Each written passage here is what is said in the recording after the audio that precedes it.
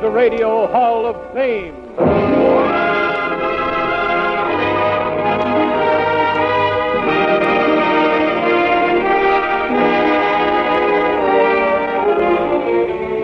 The Radio Hall of Fame is presented during the full hour ahead by Philco Corporation, makers today of radar and electronic battle equipment for the fighting forces of the United Nations. Makers tomorrow of equipment for good living in a free world united by victory.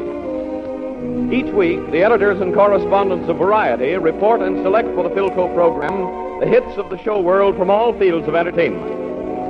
And now, may I present our master of ceremonies, the distinguished composer, author, and commentator, Deems Taylor.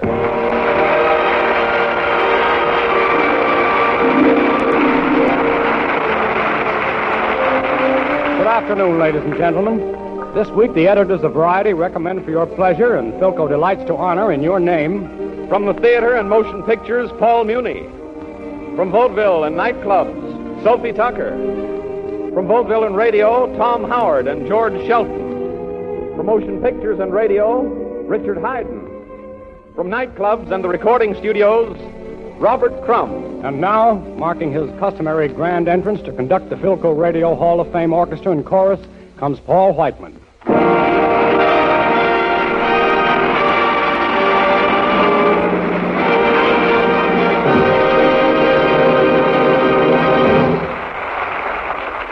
Good afternoon, ladies and gentlemen. Whiteman speaking. Our pristine offering today is a deft transliteration of a lyric gem that is at present in high esteem among those who woo the Latin American youth. Or to put it more bluntly, today's opening number is the current Latin American favorite, Amor, Amor.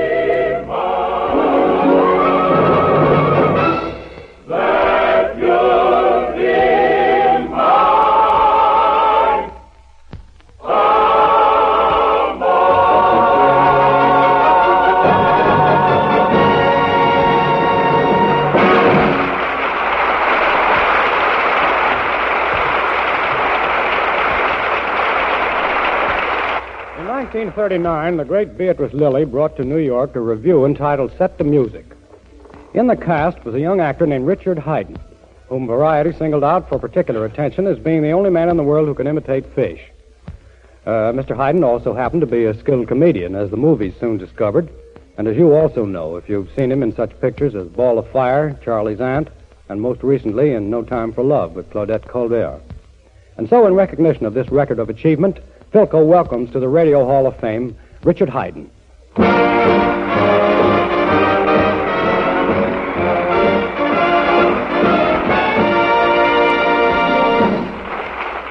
Dick, we haven't seen much of you lately. Well, Dean, for the past year I've been entertaining troops in North Africa. Did you cover much ground? We did about 25,000 miles altogether, entertaining upwards of 30,000 men a week. Oh, by the way, did you do the Professor act? Oh, yes, rather. What's the Professor talking about today? Well, Deems, I thought fish mimicry. Would you mind introducing him? Not at all. Right. Ladies and gentlemen, may I present one of the strangest phenomena of the 20th century. The only living fish mimic, Professor Richard Haydn.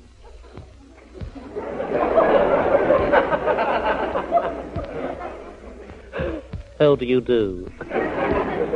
I stand before this magical microphone, the only natural fish mimic in the entire universe. There are, of course, other mimics, but none so completely natural as myself. I am married, having a wife, and this is no time for tittering, and 2 children. And in passing, it is interesting to note that they cannot imitate fish at all. In appearance, I am rising 63, of medium stature, having apricot-coloured hair, a pointed face, glasses, and a fawn moustache. And looking at me, it is difficult to imagine why I have been endowed with this great gift. By great gift, I of course refer to my powers of fish mimicry, and not to my fawn moustache. In connection with my fawn moustache, it is interesting to note that the clarity of my upper register, when imitating the common skate, is entirely due to this appendage. After my first fish mimicking recital, a startled scientific world subjected my great gift to a searching examination, and it was discovered that the lifelike reproduction was caused by my fawn moustache, which, falling as it does, I must insist upon a deathly hush, which, falling as it does, outwards and downwards, to the extent of 1 1/8 inches, forms a sort of natural baffleboard. I did not discover my great gift until, as you see, late in years, and the method of its discovery is in itself highly entertaining. Some 5 years ago, I was out shopping when a errand boy dropped a package upon my foot. As is natural under such circumstances, I cried out, inadvertently emitting the call of the goby or sea squirt. And a well-known fishmonger who was passing on a... Now, look, I don't want to have to get ugly. Who was passing on a bus, got off and said to me, "That voice is a gold mine." My reply was, "What do you mean?" And over a cup of tea he told me. Since that day, my life has been one long extravaganza.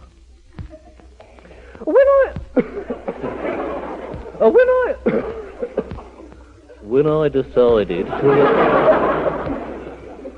to allow the world to share my great gift by going on the stage, my friends all said, "You must be mad. That life will kill you." My reply was, "Well, we will see." Since making my fish mimicking debut, I have been classed by those in the know with such uncanny phenomena as the Colossus at Rhodes, hanging gardens of Babylon and the changing of the guard. I will now give you... You'll do yourself an injury. I will now give you a demonstration of one of my most superhuman feats. I will imitate the call of the red-bellied gudgeon or a blushing fish.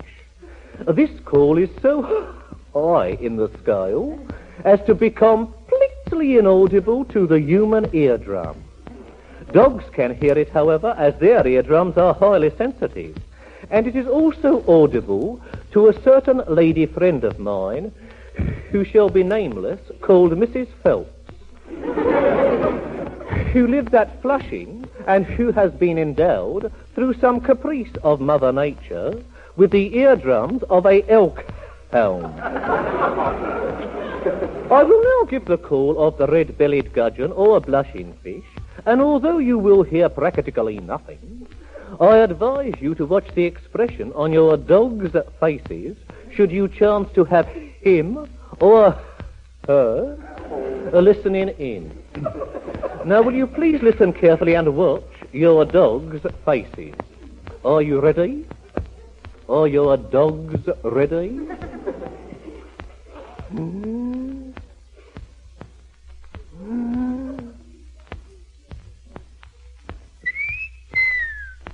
There, amazing, is it not?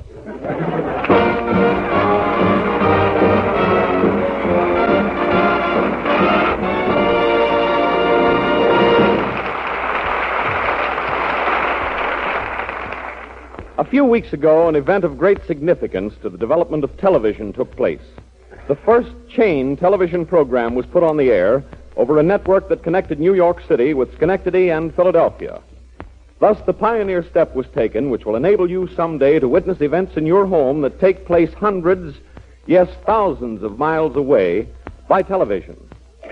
It is important to understand in this connection that television waves, unlike radio waves, travel in straight lines. They shoot off the Earth at the distance of the horizon. Thus, to receive a television program hundreds of miles away, a system of relay stations must be established that capture and rebroadcast these television waves before they leave the Earth. Since 1932, Philco has pioneered in establishing the technique of television chains through the work of its television station in Philadelphia. And the first network program recently put on the air was seen in Philadelphia over a television link that was developed, designed, and built by Philco engineers. Thus, as another milestone of progress is passed, Philco is in the forefront of the developments that will make television a nationwide service for the homes of America.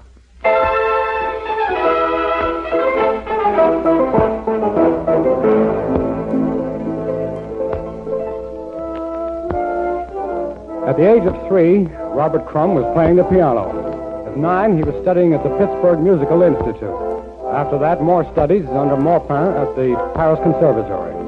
Returning to America, he went through the years of struggle that seemed to be the lot of so many young musicians, eventually coming into his own with a half-year's engagement at the College Inn in Chicago. At present, he's featured at the Blue Angel in New York, where Variety noted that he brings a concert technique to jazz and boogie-woogie.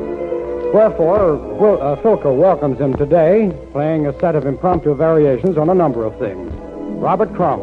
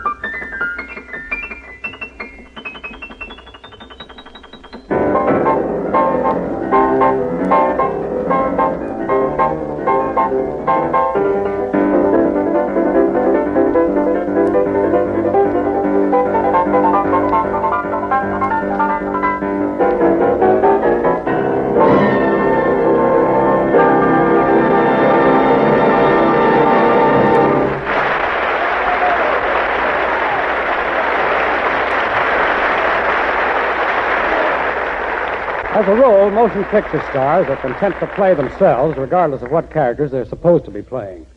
There is, however, at least one screen actor who's become a famous star by not playing himself, and his name is Paul Muni. Look back over his best-known pictures, and in every one you'll find him looking different and being different. In his latest picture, The Song That Lived Forever, soon to be released by Columbia, he appears as the music teacher of Frédéric Chopin. But it isn't only his appearance that varies. There's a quality of authority and a mastery of characterization in his acting that go much deeper than makeup. And so Philco takes great pride in welcoming to the Radio Hall of Fame one of the finest actors on the screen. With him is Grace Coppin, both playing in Milton Geiger's No Common Clay, with music by Paul Creston. Enter Paul Muni.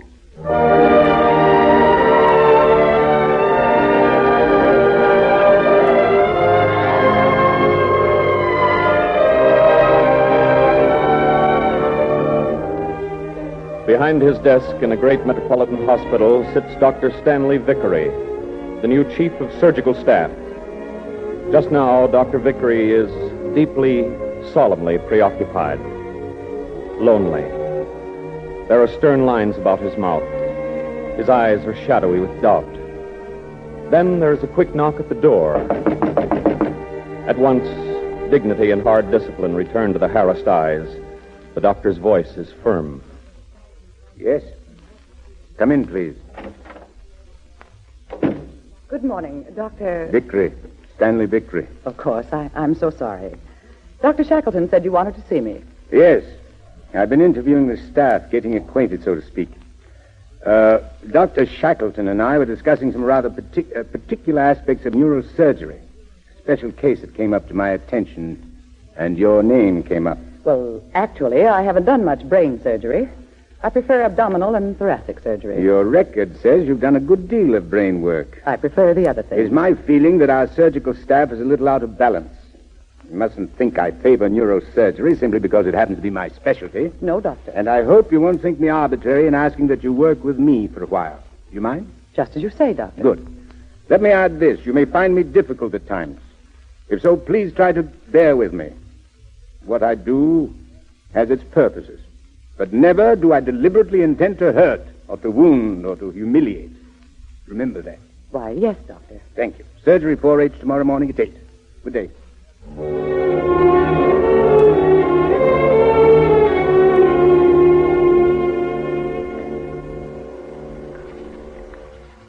Nurse, ready with my gown and gloves, please. Dr. Vickery. Oh, yes, Dr. Travers, just on time. Nurse! One moment, Doctor, please. Yes? Dr. Fromsen says he is assisting you today. Is that correct? Yes. I want you to stand by and observe everything I do. Stand by. And observe. But I'm a surgeon in my own right, and a good one, if you please. I'll not be relegated to the status of a sponge nurse. That's putting it pretty harshly. I am not a mere student, Dr. Vickery. I won't submit to this. Oh. Is this your resignation, Doctor? I see. You know how much this position means to me, don't you? You know how hard it is for a woman to get where I've finally gotten, especially in surgery. I can't resign. I'm a woman. And I suppose I'm taking unfair advantage of your disadvantage. What do you think, Doctor? I think that you've arrived at a diagnosis before all the symptoms have appeared. That may take some time, Doctor. Until then, nurse, a gown and gloves for Dr. Travers, please.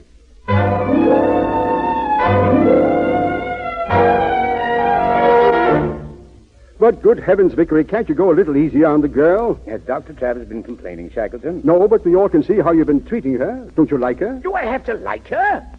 She's a surgeon. And a good one. The fact that she's a woman has prejudice. Nothing to do with it.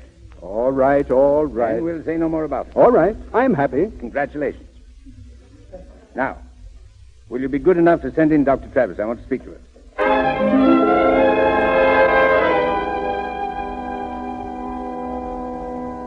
I'm sorry Dr. Shackleton raised the issue. I've no complaints, none at all. If you have any mental reservations on that score, remember that for the past several months, you've been assisting me. I know, but you can't blame me for recalling that I used to have assistants helping me. However, I respect your authority and I accept it. But I also understand your motives in what you've been doing. Oh, you do? Ever since you came here, you've stood in my way, prevented my advancement. You've done everything to thwart me and hold me back. You've reduced me to the role of an assistant and kept me there, obscure, anonymous. Then perhaps you should have been a celebrated cocktail girl. Dr. Vickery. A notorious divorcee, a headline hunter, not a surgeon. You've no right to speak to me You like that. spoke of obscurity, your anonymity. Do you want publicity? Oh, you wouldn't put such an interpretation on what I said. I didn't mean that at all. A woman who prides herself on her science should be more exact in her speech. And Dr. Shackleton assured me that you had no prejudice against women in medicine. Not much. You may go, Dr. Travis. Very well, Doctor. Good morning. What else am I to do? What am I to do?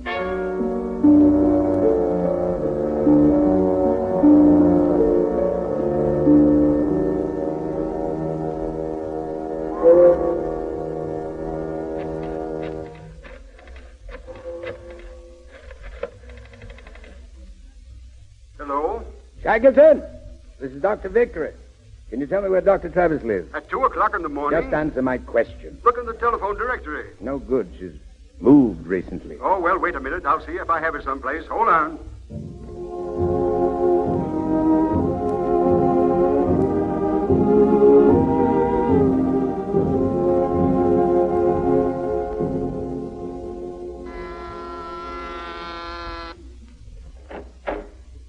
Yes? Oh, Dr. Vickery. I hope you'll forgive me. Fantastic hour to be calling on people. It's all right. I was up reading. I usually am. Come in. Thank you. No, I just happened to be walking by. At this fantastic hour, and I quote. Yes, I happen to be walking. I like walking. I walk a great deal at night. And passing by, I felt I should drop in and try to make some amends for my behavior today. Please forgive me. I plead nervousness and overwork. I understand, Doctor. Believe me, I meant no hurt to you. Most of all, put out of your mind any thought that I consider you less than my equal. Well, now, that's another matter, Doctor. Why? I know that you'll never allow me to be your equal professionally. I came here tonight to ask for your indulgence, your patience. What do you expect after everything I've endured At from least you? the compliment of your belief in my sincerity. If you're going to quarrel, come inside. No. If you question my sincerity... Who is to blame for that? Be good enough to see me in my office tomorrow morning, Dr. Travis. A rebuke? No, Doctor. A challenge. Good night.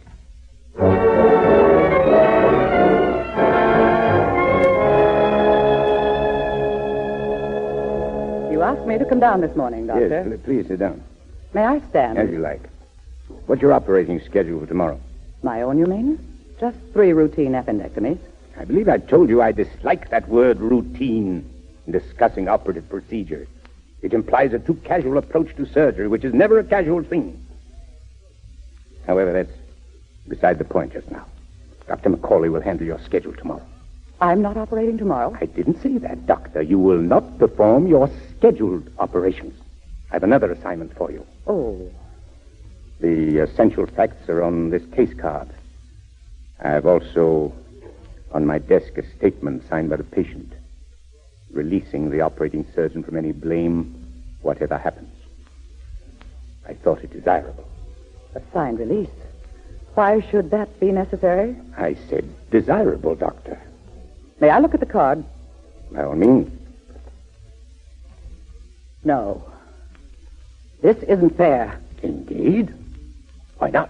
Because it's an outrage to ask any surgeon to risk his reputation in a case as hopeless as this one. I'm sorry you feel that way about it, because I'm going to have to insist upon your attempting the operation. Then I shall have to refuse. This poor man, whoever he is going to die, and you know it. And you'd like him to die under my knife. It's pretty clumsy bait, Doctor, and I won't take it. Believe me, I'm more experienced than you are. And I know that this man need not die. Then why don't you operate? I'll tell you why. You've always resented me because I had the audacity to become a successful surgeon. I, a woman. It was something not to be countenanced, unthinkable. What if I should become too good, too important? What if I should even usurp the reputation of the great Dr. Stanley Vickery? So you reduced me to the level of a not very bright intern and kept me there. And now you want to destroy me entirely. It won't work, Doctor. I've told you that our art is very long and our time very short. I never thought to thwart your career. Far from it. Far from it, I say.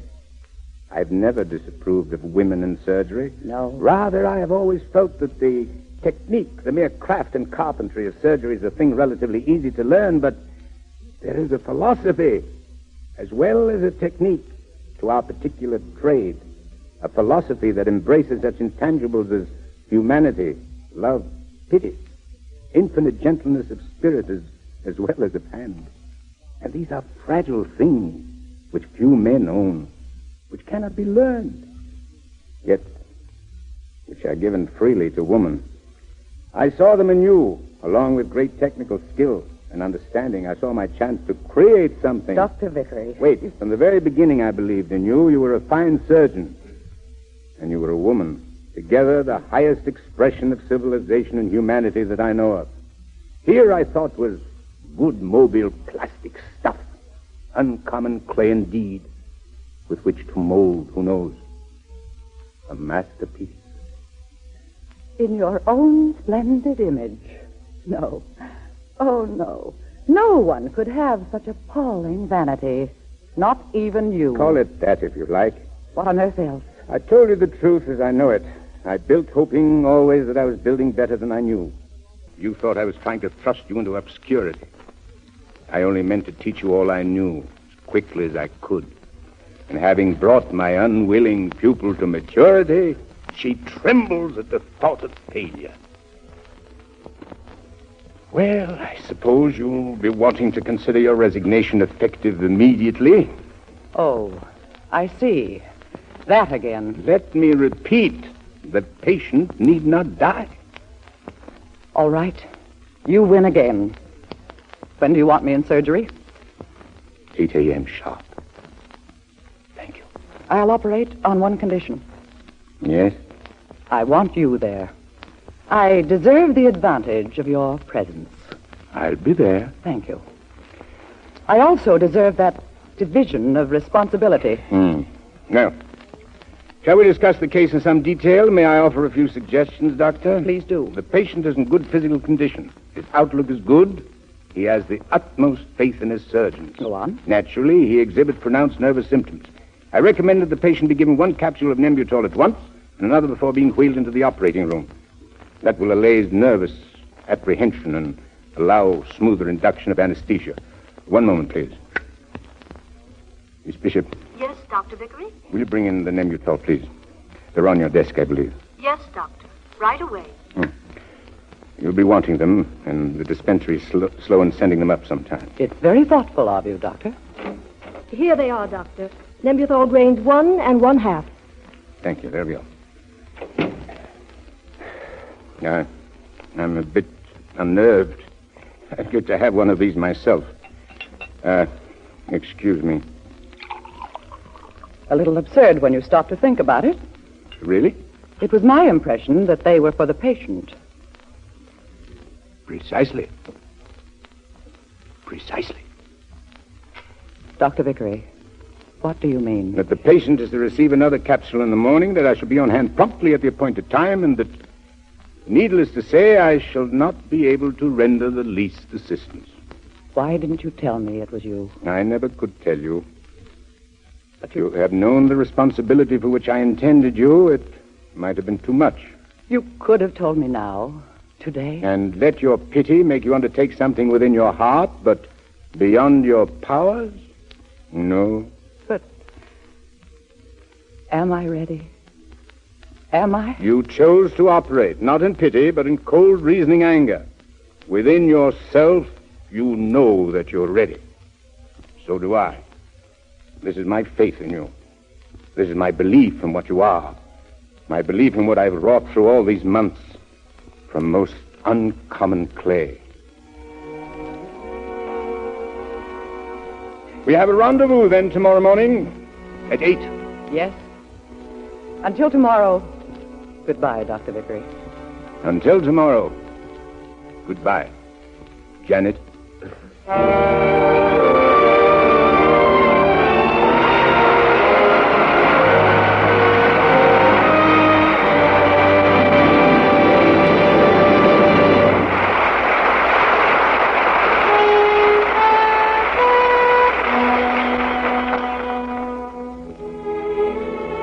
1799, a French officer named Boussal discovered near the town of Rosetta in Egypt a stone slab bearing an inscription in 2 Egyptian dialects and Greek, thus making it possible for the first time to decipher all the writings of the ancient Egyptians. It must have been a great thrill when the meaning of the first line became clear. And by the way, Mr. Riggs, what was that first line? This is the Blue Network.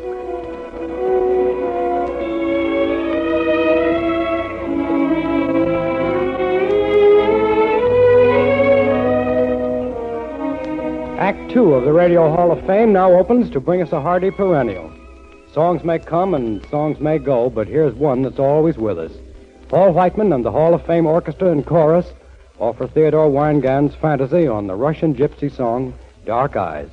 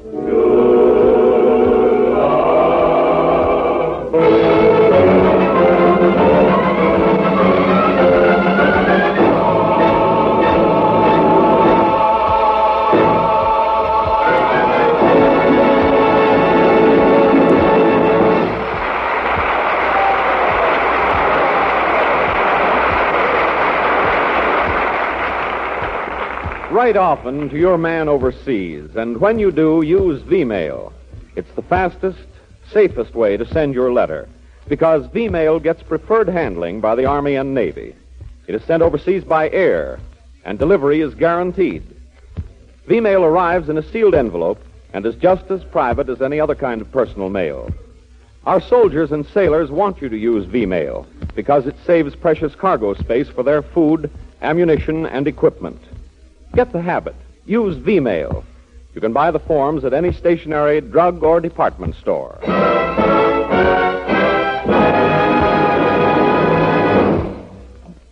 If you're interested in radio quiz programs, you've probably tuned in to a particularly zany little offering known as It Pays to Be Ignorant, with Tom Howard and George Shelton, two gentlemen who have a genius for getting off the subject.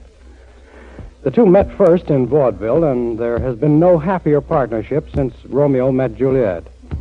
And so, for the happiness they've brought to millions of their fellow countrymen in their 55 movie shorts and on the radio, Philco greets Tom Howard and George Shelton. Thank you. Thank you.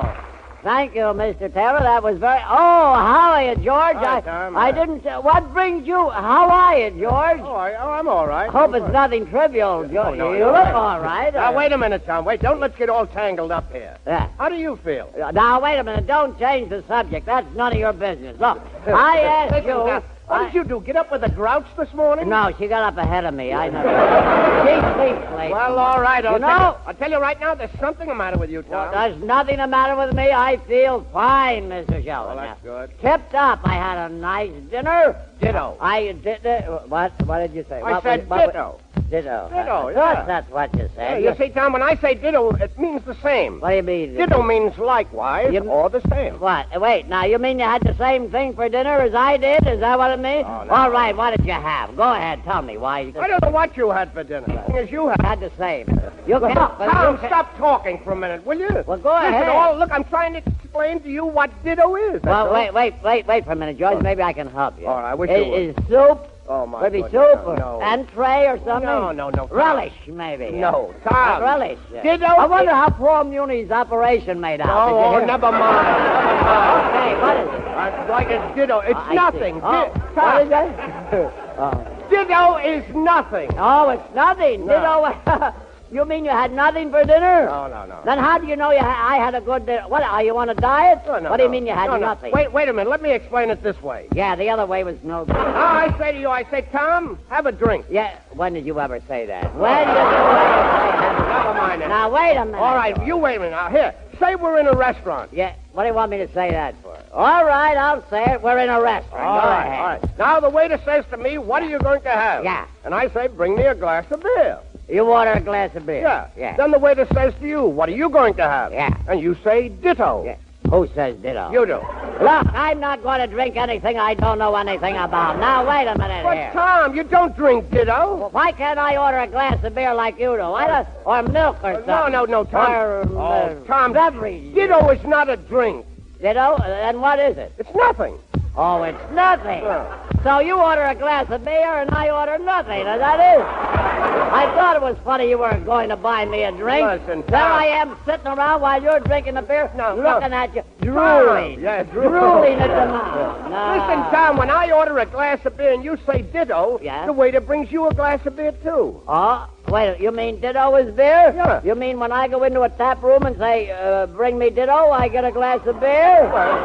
Well, he wouldn't bring you the glass of beer unless I went in the place with you and ordered the beer first. Now, wait a minute. You mean if I want a glass of beer, I got to hunt you up and take you on a place with me? Maybe you're out of town someplace. Oh, listen. Maybe you have a previous appointment. All right. I ain't going to look around. How did we ever get into this? Look. I don't know.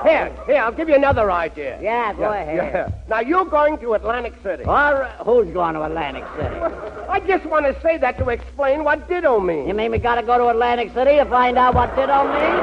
There must be a place closer. Listen, Tom, I didn't say that. Why should I go to Atlantic City? Well, why does anyone go to Atlantic City? I don't know. I don't go around asking people why they don't go to Atlantic City. None of my business.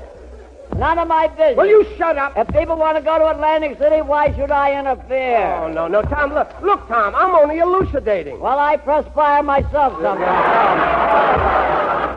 listen, Tom. Yeah, You see, you're a man. No. When I say Atlantic City... Well, I'm not going to Atlantic City or whatever the name well, of it. listen, My you're bridge not going. was dropping me. Why can't we go to Detroit? Detroit? Yeah. Well, what's the difference?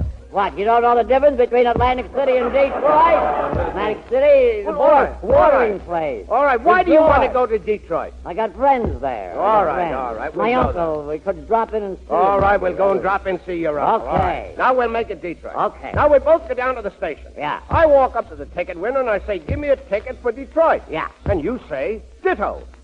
I say ditto. Yeah. I thought I was going to Detroit, too. I thought I was... You are going to Detroit. I walk up to the window and say ditto, and the guy behind the ticket window hands me a glass of beer. Huh? No, you buy a ticket. I'm not going to buy a ticket for Detroit. I don't know anybody in Detroit. Yeah, but Tom, ditto is Detroit. It's the same thing. Ditto is Detroit? Yeah. Then if I'm buying an automobile, it'll be F.O.B. ditto now. Boy, I'm going nuts. What, don't you like Detroit? No. What? You should be on that program It Pays to Be Ignorant. Well, I am on it. You are? Yeah. I thought so, because you certainly are a volcano of ignorance. Well, what do you mean a volcano? How did we get into that? Oh, don't you know what a volcano is, Tom? No, you can't even say it.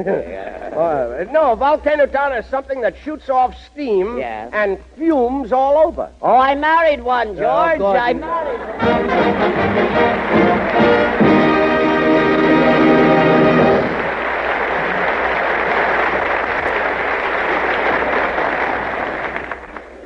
Recent years have marked a rapid growth in the use of frozen foods and the importance of frozen storage in the home. Recognizing this modern trend, Philco was the first in the field of home refrigeration to introduce a complete line of refrigerators with a large, separate, completely enclosed compartment for frozen storage in addition to the regular ice cube chamber.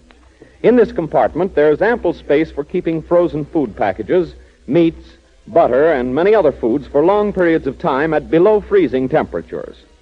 Remember, Philco introduced this novel feature before the war as an evidence of the progressive thinking and advanced design which it had brought to the field of refrigeration.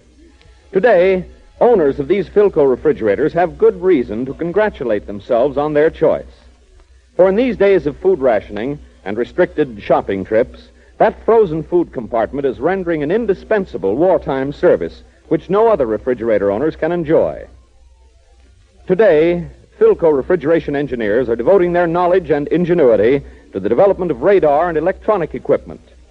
Tomorrow, they will bring you Philco refrigerators that express the newest ideas of modern science in food keeping and frozen storage, given new evidence of their leadership in engineering and advanced design.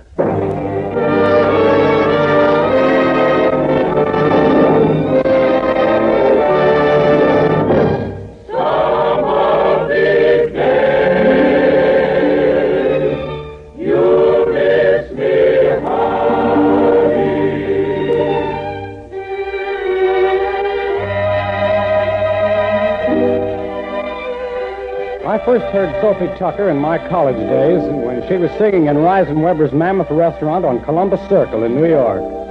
The food was all right, I guess, but that wasn't what brought me back night after night to Reisenweber's. It was Sophie Tucker. The last of the Red Hot Mamas, they call her. The last of a generation of great entertainers that included Eva Tanguay, Blanche Ring, Nora Bayes, and Irene Franklin. There's no point in explaining Sophie at this late date. For 35 years, she's been singing her songs in vaudeville and nightclubs, on the air, wherever people gather to listen. As great a favorite in London as she is in New York. The Radio Hall of Fame takes this opportunity to bring you one of America's great entertainers, Sophie Tucker.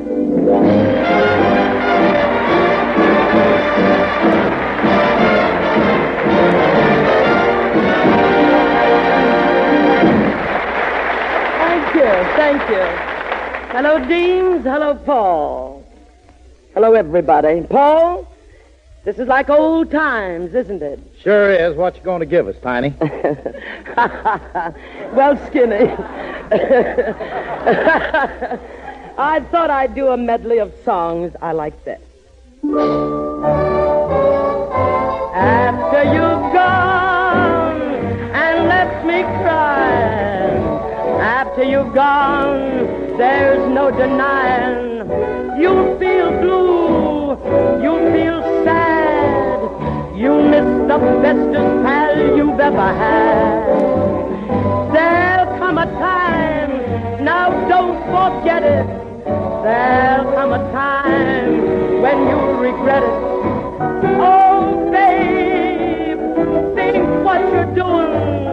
You know my love for you will drive me to ruin. After you've gone away.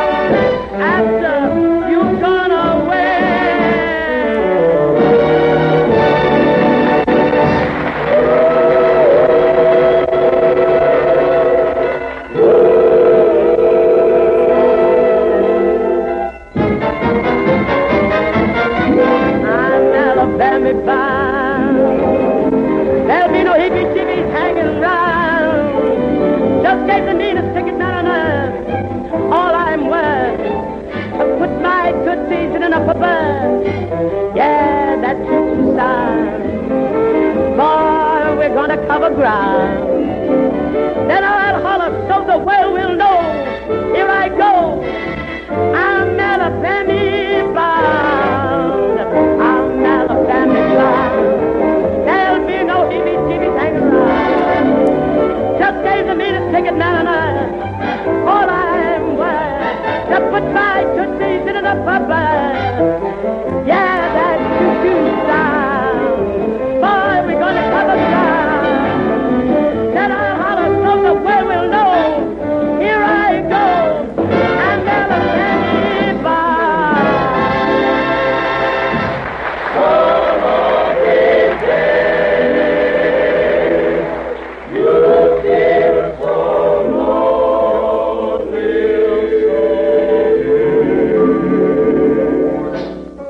I said a good man is hard to find. You're bound to get the other kind. When you think that he's your pal, you look around and find him fooling around some other gal. Then you rave, how you rave, but he's the kind that won't behave. So if your man is nice, take my advice, hug him in the morning, kiss him every night, give him plenty loving, treat him right. 'Cause a good man nowadays is hard to find. I said a good man is hard to find. You're bound to get the other kind. When you think that he's your pal, you look around and find him fooling around some other gal. Then you rave, how you rave, but he's the kind that won't behave. So if your man is nice, take my advice, hug him in the morning, kiss him every night, give him plenty loving, treat him right. 'Cause a good man nowadays is hard to find.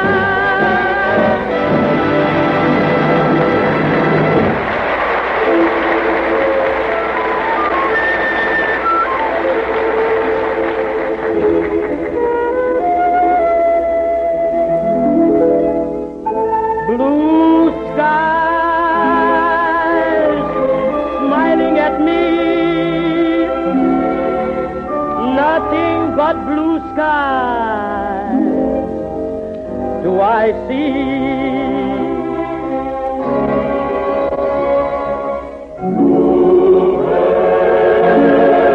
Singing a song. You know that life at its best is a struggle, from the smallest man to the biggest. The weak ones fall by the wayside. It's the survival of the fittest. The big man squeezes the little man. That's called big business today. But when they're old and have hoarded their gold, that's when they begin to pray. They get religion, they give to charity to cover up their sins, I guess. But all the charity in the world can't hide their unhappiness. Now, I'm not a preacher, but I've been through the school. And any man who thinks the road to happiness is paved with money is just a plain darn fool. So if you are really looking for the sunshine, look up, not down on the ground. Blue skies are up there, and you'll get your share, 'cause there's plenty of around to go round. And you'll find that blue days all will be gone, gone, gone. Nothing but blue skies from now on. And from now on,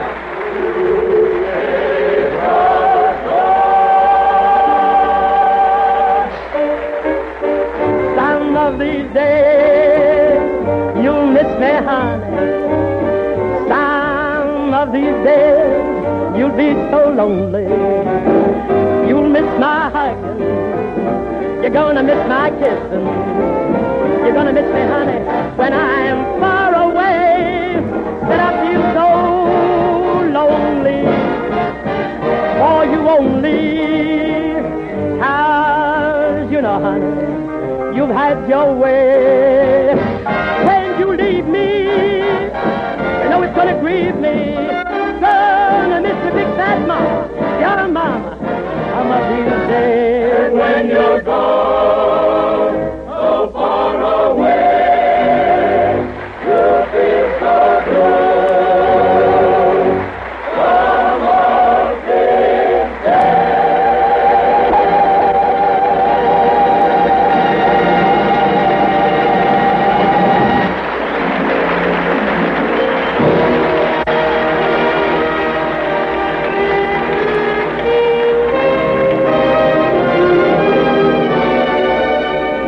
Some of these next week, same time, same station, when the Philco Radio Hall of Fame returns with another show of shows.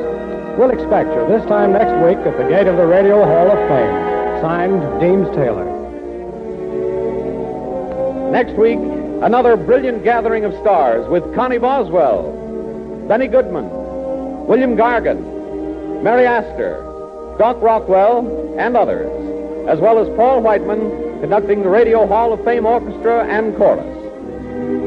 This is Glenn Riggs saying goodbye for Philco dealers and distributors throughout the United States and Canada, and from Philco Corporation, makers today of radio and electronic materials to help win the war, makers tomorrow of materials for good living in a world at peace. The production staff of the Radio Hall of Fame includes Dee Engelbach, producer-director, and Abel Green, editor of Variety.